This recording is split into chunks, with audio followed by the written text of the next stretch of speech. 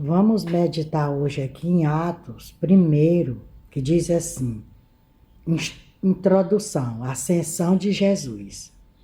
Fiz o primeiro tratado, ó Teófilo, acerca de tudo que Jesus começou, não só a fazer, mas a ensinar, até o dia em que foi recebido em cima, depois de ter dado o mandamento pelo Espírito Santo aos apóstolos que escolhera, aos quais também, depois de ter padecido, se apresentou vivo com muitas infalíveis provas, sendo visto por ele por espaço de 40 dias e falando do que respeita ao reino de Deus. E estando com eles, determinou-lhes que não se ausentasse de Jerusalém, mas que esperassem a promessa do Pai, que disse ele, de mim ouviste. Porque, na verdade, João batizou com água, mas vós sereis batizados com o Espírito Santo, não muito depois destes dias. Aqueles, pois, que se haviam reunido, perguntaram-lhe, dizendo, Senhor, restaurará tu neste tempo o reino a Israel? E disse-lhe, não vos pertence saber os tempos ou as estações que o Pai estabeleceu pelo seu próprio poder. Mas recebereis a virtude do Espírito Santo que há de vir sobre vós, e ser-me-eis testemunha tanto em Jerusalém como em toda a Judéia e Samaria e até os confins da terra. E quando dizia isto, vendo eles, foi elevado às alturas e uma nuvem o recebeu, ocultando-o a seus olhos. E estando com os olhos fitos no céu, enquanto ele subia, eis que junto dele se puseram 2 varões vestidos de branco, os quais lhe disseram, varões de Galileu, por que estáis olhando para o céu? Esse Jesus que dentre vós foi recebido em cima no céu, há de vir, assim como para o céu o viste ir. Então Jesus está voltando. Nós temos que estar preparado, alicerçado, em obediência, porque a qualquer momento o Filho do Homem surgirá. E ele virá buscar um povo que está em obediência com a sua palavra, cumprindo os seus mandamentos.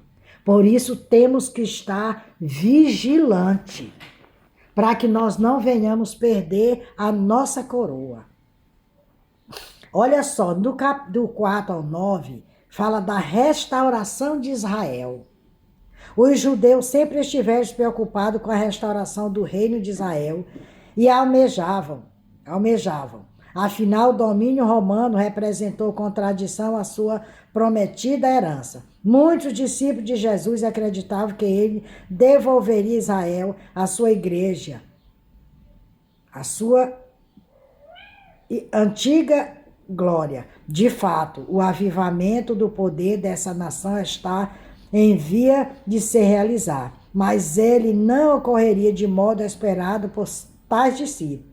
Jesus direcionou esses homens à questão mais importante, a promessa do Pai, a avivadora descida do Espírito Santo. Então, e somente então, a mensagem do Evangelho poderá ser levada ao redor do mundo, até o momento em que, como acreditam muitos estudiosos, daríamos boas-vindas ao dia em que Israel se tornaria mais uma vez uma nação, evento que anunciaria a segunda vinda de Cristo.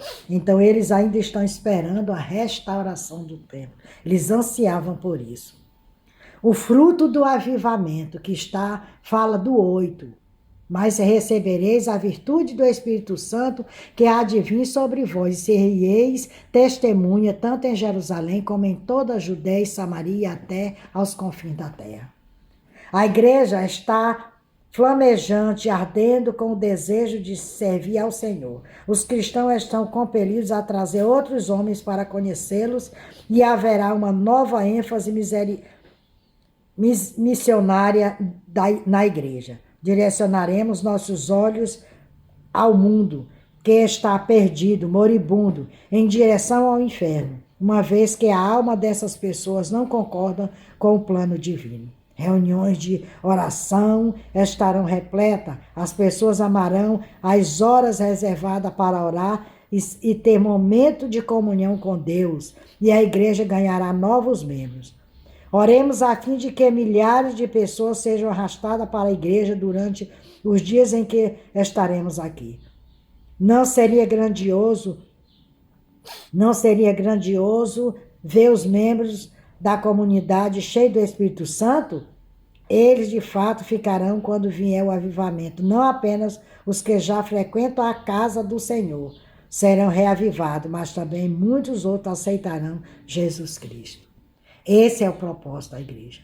É levar a mensagem, semear a semente do Evangelho, para que mais vida possa vir para a casa do Senhor, para os braços do Pai. Então, que nós venhamos estar perseverante. Olha só o que diz o 14.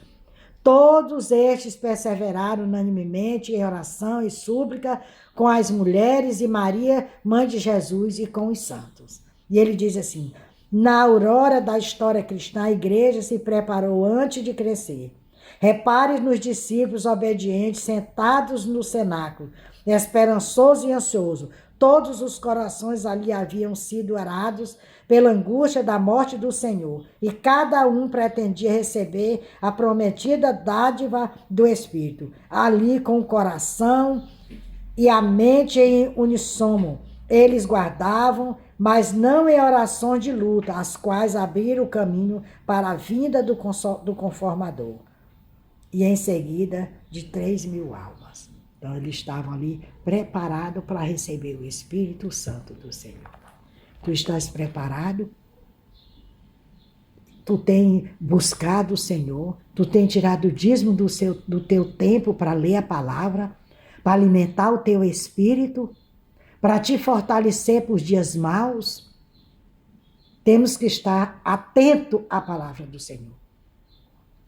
Assim como aqueles homens estavam olhando para o céu, vindo o Senhor subir. Os anjos apareceram perto dele e disse: assim como tu viste ele subir, assim ele descerá. Mas ele não pisará nessa terra contaminada. Ele vai ficar no alto, só chamando: vem, filho meu, bendito de meu pai. Tu quer estar do lado das ovelhas ou dos bodes? É tu que escolhe. O caminho é livre. Deus ele deixou livre-arbítrio para o ser humano escolher qual caminho ele deve seguir. Ele não te obriga, ele não te força. Tu que escolhe. Então escolhe o melhor caminho, que é seguir e servir ao Senhor Jesus Cristo de Nazaré. Se estás despreparado, reconcilia-te com o Senhor. Não aceitou? Aceita Jesus como teu único e suficiente Salvador. Porque nós temos o melhor caminho, é sair deste mundo cheio de tragédia. Mas enquanto ele não vem, nós temos que estar perseverante em oração, em vigília, levando, semeando a semente do Evangelho, para que mais almas venham para Cristo. Que o Senhor Jesus te abençoe e te guarde. Se o Senhor me permitir, amanhã estarei aqui. Me siga lá no YouTube, Raimunda Nunes, Mensagem de Salvação. Se inscreva no meu canal, compartilhe os meus vídeos, que quando você compartilha, você está cumprindo o ídolo do Senhor Jesus. Porque mais vidas serão alcançadas com essa mensagem de salvação.